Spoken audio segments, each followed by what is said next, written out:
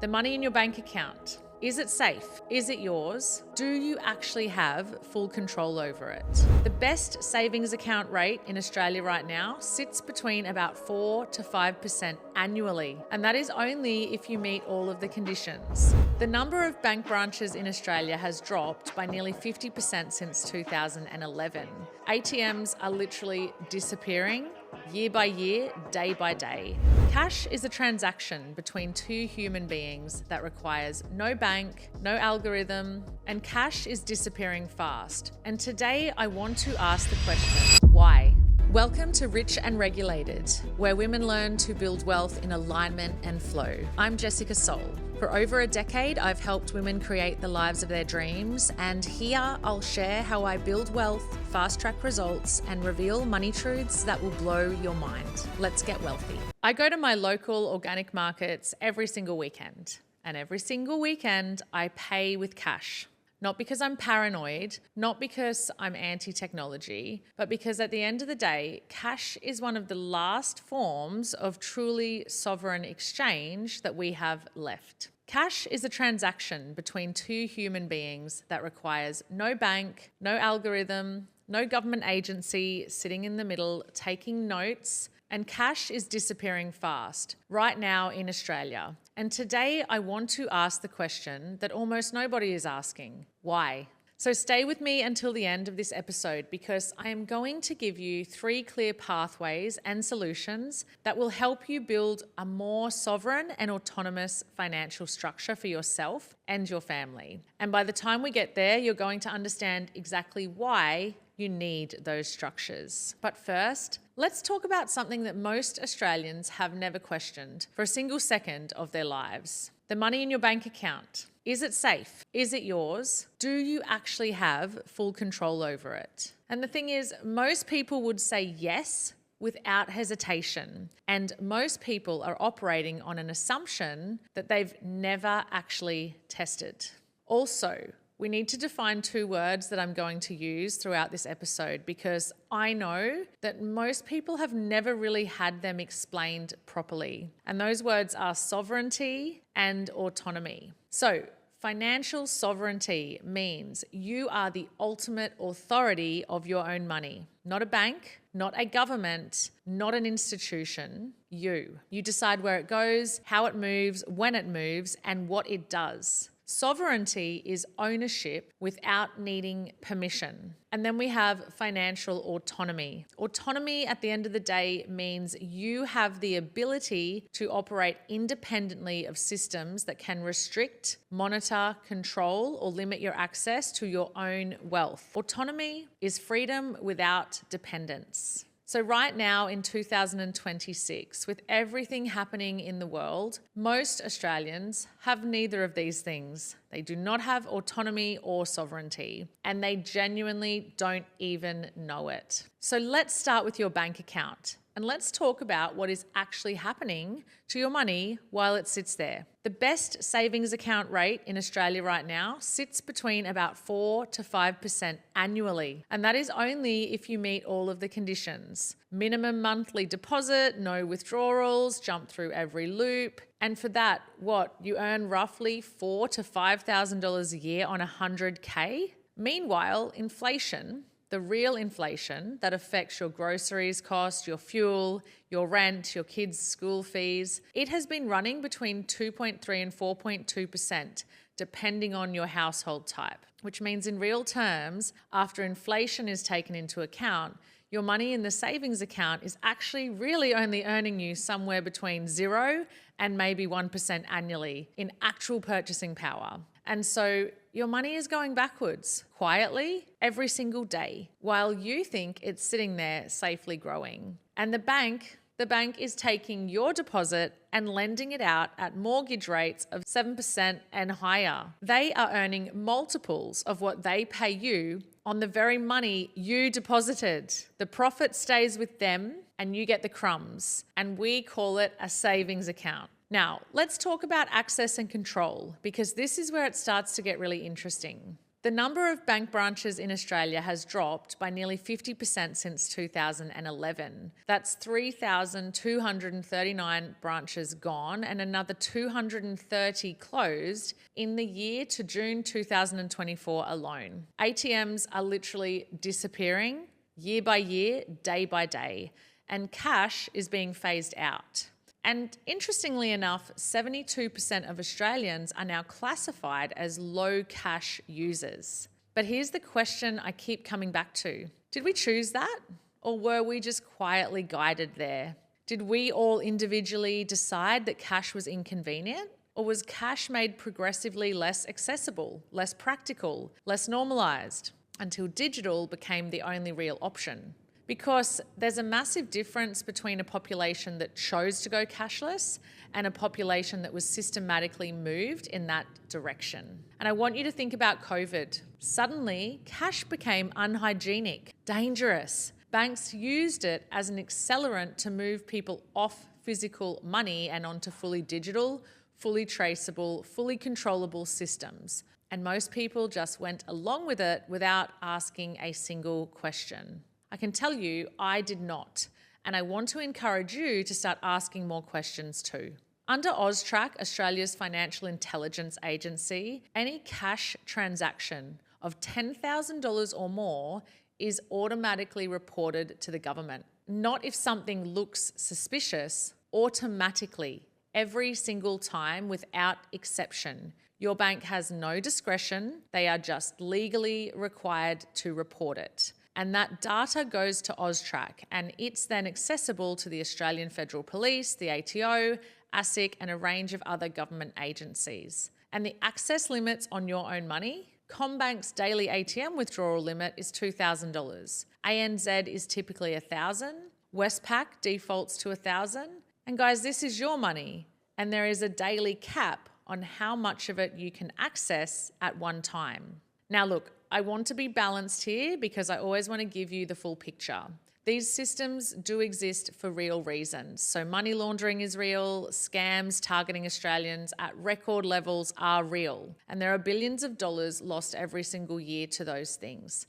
So I do at some level understand why financial monitoring exists, and I'm not telling you that the entire system is designed against you, but what I am telling you is that you need to understand the structure that you are trusting. You need to understand that the control and the access limitations and the monitoring of your money is real.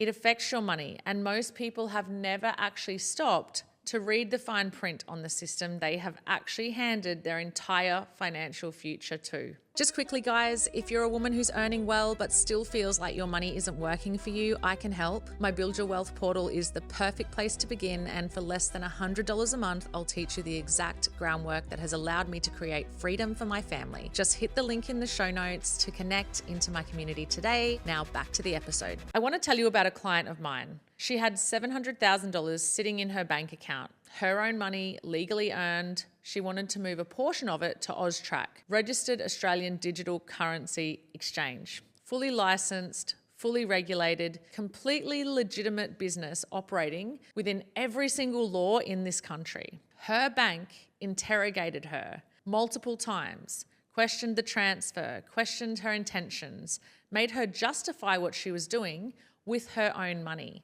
And I had to coach her on what to say. We had to prepare talking points, what the broker is, that they're AUSTRAC registered, that the bank details have received multiple transfers previously, that this is an investment transaction, that she's authorized, that she wants it processed. And she had to argue for the right to access her own money. She had $700,000 in that account. Of her own money, she wanted to move $50,000, and she needed coaching from me just to move it. And guys, this is not an isolated incident.